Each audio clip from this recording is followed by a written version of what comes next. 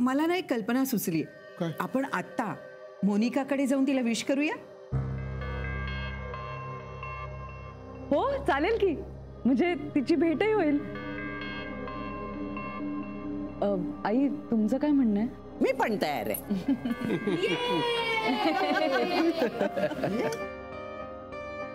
हो, बरेच दिवस झाले सुनबाईंशी बोललो नाही आपण. चला मला माहितीये तुमचा उत्साह खूप दांडगा आहे, पण आता पण काय? पण किती वाजले ते तरी बघा ना. तिचे आजी आजोबा झोपले असतील आता. नाही, तिला भेटायला घरी कशाला जायला पाहिजे? तिच्या मैत्रिणींबरोबर भटकत असेल ती. असं काही नाहीये नानू मामा. ती घरी आराम करते. मी तिलाच भेटून येतो. तो करेल, आपल्या सगळ्यांच्या वतीनं तिला विश करेल. आणि हे बघा, नवीन वर्ष आपल्या सगळ्यांचं आहे, त्यामुळे तो आपल्या वतीनं तिला विश करेल.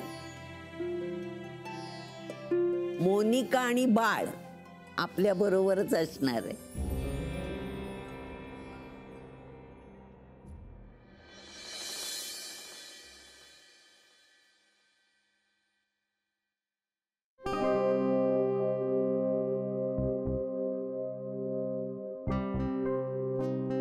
अजून कशी नाही आली मनू? हो ना.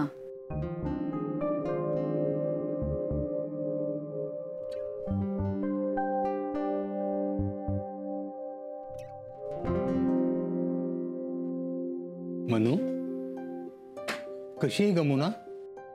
तुझीच वाट बघत होतो आम्ही. आता आम्ही जातो तिथे. हो, तिथे कोणीतरी असायला हवं ना.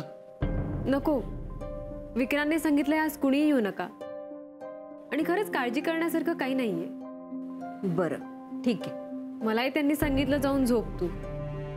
अशी नाती अभावानच मिळतात. सलील रागावला का ग? हो, कारण आज तुम्ही पहिल्यांदाच भेटणार होतात आणि नेमकं हे सगळं असं झालं.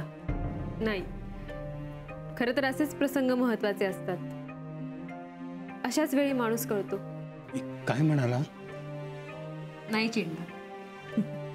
तसा तो समजूतदार वाटतो माणूस. तसं असेल तर ठीक आहे. मी काय म्हणतो, तू आता स्वतः त्याला फोन कर आणि जाऊन भेट. हो हो, कारण आता तो नाही करणार फोन. अगं म्हणजे नाही म्हटलं तरी संकोच वाटतो ना. मी उद्या करते फोन.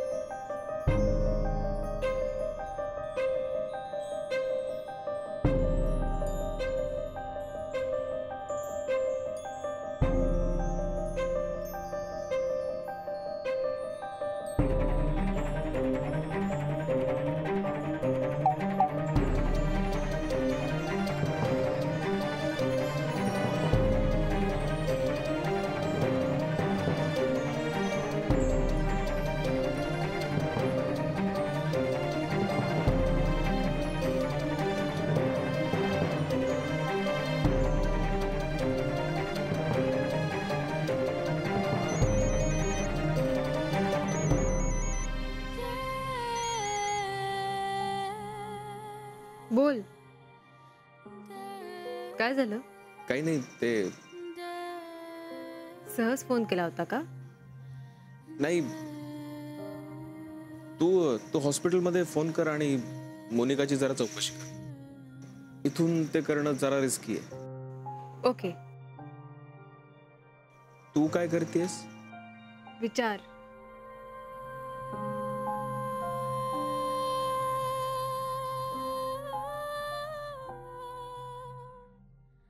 या मोहन आणि गीताला ना हे सेलिब्रेशन वगैरे सगळं जमतं आणि शोभतंही. आपल्याला नाही बाबा सुचत असलं काय. हा.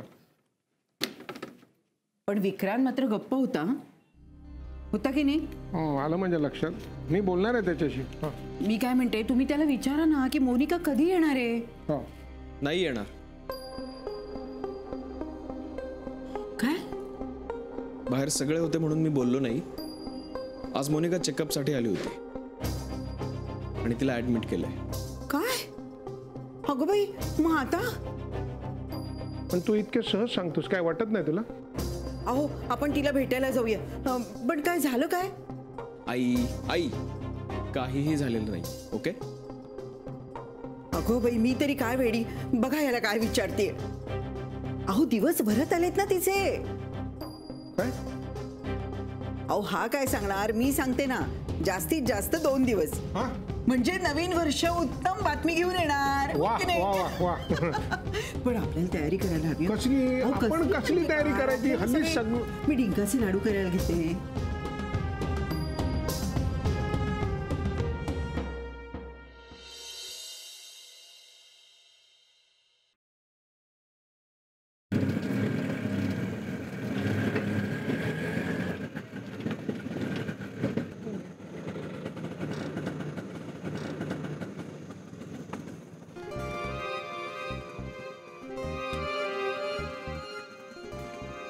विक्रांत, मानसी, तू आता हॉस्पिटलमध्ये? तेच कारण आहे ज्यासाठी तू इथेस. माहित नाही का, पण मला ताईची आठवण आली. मानसी, तुझा आणि माझा प्रॉब्लेम एकच आहे. केअर, काळजी. ह्या गोष्टी आपण नाही थांबवू शकत. कशी आहे ती? तिलाच बघून आलोय आता. शांत झोपलीये. सो मी सारिकाला सुद्धा घरी पाठवलंय. बरं झालं. ऍक्च्युली मी पण तेच सांगणार होते की प्रत्येकाचं न्यू इयरचं काहीतरी सेलिब्रेशन असतं. सो तुझं काय ठरलंय? मी कधीच 31st सेलिब्रेट नाही करत. का? नाही करावं असं वाटलं.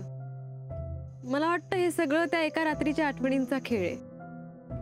आणि ही सगळी धडपड त्या एका रात्रीच्या आठवणींसाठी असते. आणि सेलिब्रेशनच्या नावाखाली बरेच जण करतात तर काय, फक्त धिंगाणा. म्हणजे गप्पा गोष्टी ठीक आहेत, पण फक्त रिवाज म्हणून एखाद्या नशेच्या आहारी जाणं, मग दुसऱ्या दिवशी आठवते नाही आपण काल काय केलं होतं ते. ह्या कसल्या आठवणी? मला माहितीये तुला माझं पटत नसेल, पण या बाबतीत मी आहे थोडी बोर. का? तुला वाटलं म्हणून? हे बघ मानसी, बोर्डम, सेलिब्रेशन या गोष्टींच्या डेफिनेशन प्रत्येकाच्या वेगवेगळ्या असतात. आणि जग जसं सेलिब्रेट करतंय तसंच आपण सेलिब्रेट केलं तरच ते सेलिब्रेशन आहे असं नाहीये ना. काय झालं? काही नाही.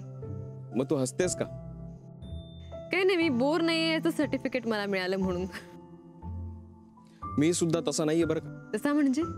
तसं म्हणजे 31st सेलिब्रेट न करणार. मी सुद्धा धमाल करतो, मजा करतो, हसतो, हसवतो. पण मग आता आय मीन 31st सुरू झालाय आणि तू अजून. मी तुला सांगितलं ना, एन्जॉयमेंट, सेलिब्रेशन ह्याचं डेफिनेशन प्रत्येकाच्या वेगवेगळ्या असतात. मी सुद्धा सेलिब्रेट करतो, पण माझ्या पद्धतीने, एकटाच. म्हणजे मी वर्षाच्या शेवटच्या दिवशी रिव्हर्स सिनेमा बघतो. आता हे काय? रिव्हर्स सिनेमा म्हणजे आपल्या वर्षभरातल्या आठवणींना पुन्हा एकदा सिनेमाच्या रूपात बघायचं. मग त्यातले छान छान क्षण आठवायचे. जिथे हसू येईल तिथे खूप हसायचं. जिथे वाटलं की आपली चूक झालीये ते लक्षात ठेवून पुढच्या वर्षी तशी चूक करायची नाही. असतंय. मग यावर्षी नाही पाहिला सिनेमा? हो, बघणार आहे ना. पण यावर्षी मी एकटा नाही, माझ्या बरोबर एक प्रेक्षक सुद्धा आहे. मॅडम तुम्हाला एंट्री फ्री आहे बरं का. का बरं? ते मी सिनेमा पाहिल्यानंतर सांगेन. चला.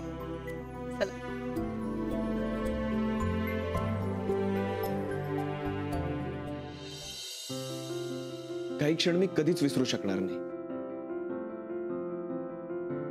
वर्षाच्या सुरुवातीलाच मेडिकल असोसिएशन तर्फे माझा सत्कार झाला होता.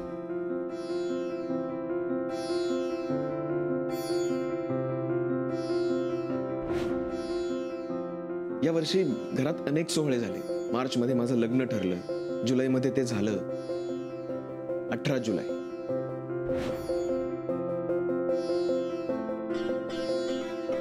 काय करतेस? काही नाही. हो, मला वाटलं तुला माझी आठवण बिठवण येत असेल.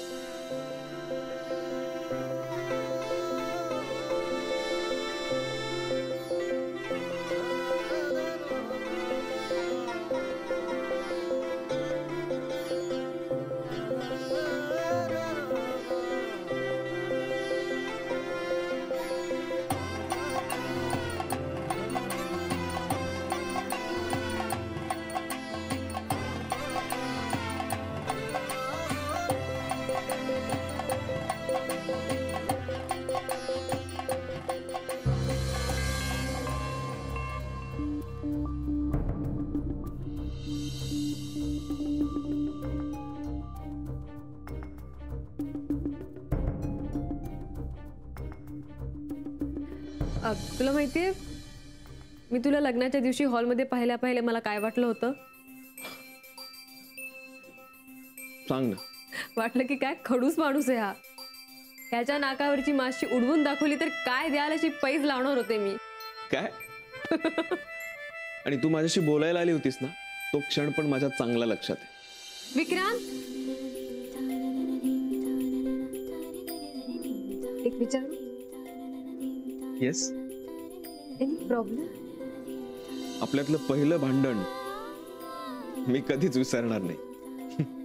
आणि तू सुद्धा निर्मला आत्यांवरून मला घाबरवलं होतंस ना, तो क्षण मी कधीच विसरणार नाही. आत्ताच एकदा डोकं फिरलं ना, व्हेरी डेंजरस. म्हणजे काहीही शिक्षा करते ती. हो, जस्ट इन्फॉर्मेशन म्हणून सांगतोय तुला. मी तुला मगाशी एंट्री फ्री आहे असं का म्हटलं माहितीये?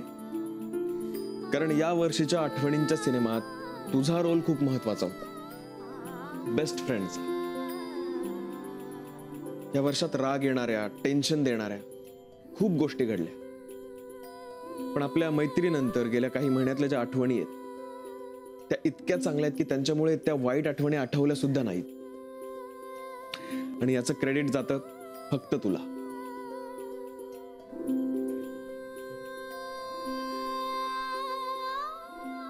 Happy new year. Wish you the same. Thank you.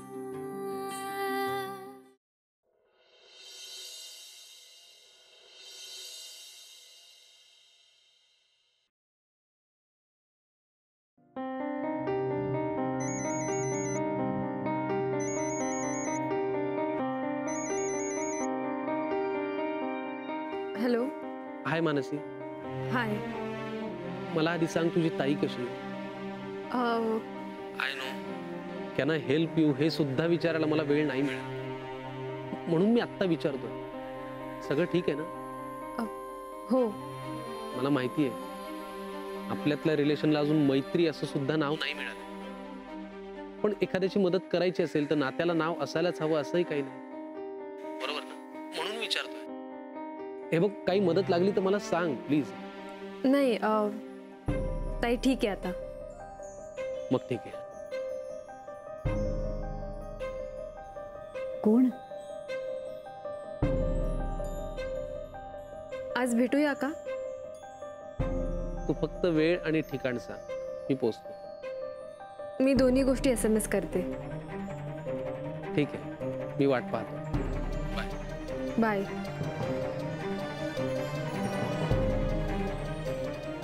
Salil, आज भेटताय का? माझी गुणाची ग बाय ती. चल लाग, तयारीला लाग.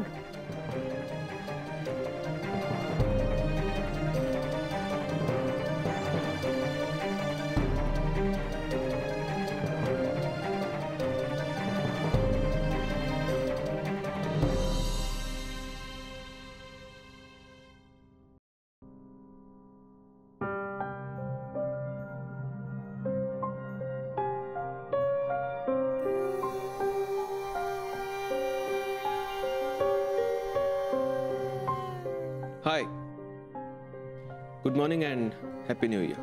Happy new year. Hope so. Fresh वाटतेस, म्हणजे सगळं नॉर्मल आहे आता. एक विचारू विक्रांत? बोल. काल आपण कोर्टात गेलो नाही, त्याच्यामुळे आता हे सगळं पुढे जाणार नाही ना? नाही. हे बघ, कायदा हा वेळ प्रसंगी फसवणाऱ्यांना पकडण्यासाठी असतो. आणि आपण जर तू म्हणतेस तसं वागून कायद्याला फसवलं तर ते चांगलं नाही. मी केलाय फोन, पुढची डेट मागवली. आराम कर.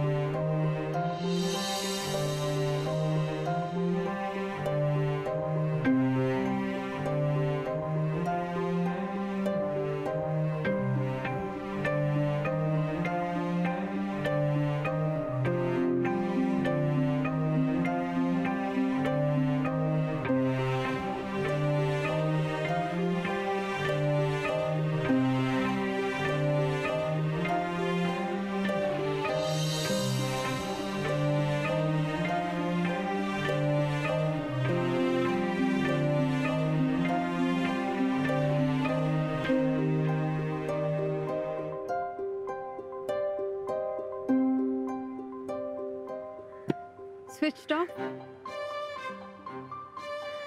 Wow, Mr. Salil Pandit. Great.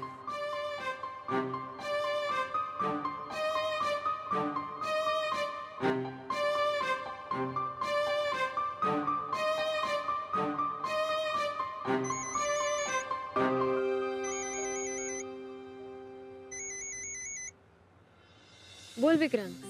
Sorry, मी तुला नको त्यावेळी डिस्टर्ब करतोय, पण माझं काम अडलंय म्हणून मी फोन केला. बोल ना. अगं, ते रेडकरांची फाईल कुठे ठेवली आहे? मला सापडत नाहीये. ती माझ्या डेस्कवर आहे. ओ अच्छा, thank you. And sorry once again, मी तुला डिस्टर्ब केलं म्हणून. It's okay. बाकी कसं काय चाललंय तुमचं? भेटलत की नाही अजून? वेल, मी वाट बघते. रादर बराच वेळ झाला मी वाटच बघते. ओ, सलील पंडित अजून आला नाही. बघ ना किती वेळ झाला. इट्स ओके, उशीर होण्याबद्दल काही नाही, पण निदान एक मेसेज तरी करायचा. अजून किती वेळ वाट बघायची मी? आणि का? तू नर्वस होऊ नकोस, ओके? तू जर पटकन आला आणि तू अशी अपसेट दिसलीस त्याला, मग काय? मुळात ना मला वेळ न पाळणारा माणूस आवडणारच नाही. मानसी, शांत हो, जरा पेशन्स ठेव, ओके? लगेच असा ग्रह करून घेऊ नकोस, येईलच तो. ठीक आहे, थांबते मी, पण मोजून 5 मिनिटं थांबणार आहे मी आता. बस. काय नखरे असतात ना तुम्हा मुलींचे. थांब ना थोडा वेळ, येईल तो. एक्सक्यूज मी, तू त्याची बाजू का घेतोय? कारण मी सुद्धा मुलगा आहे.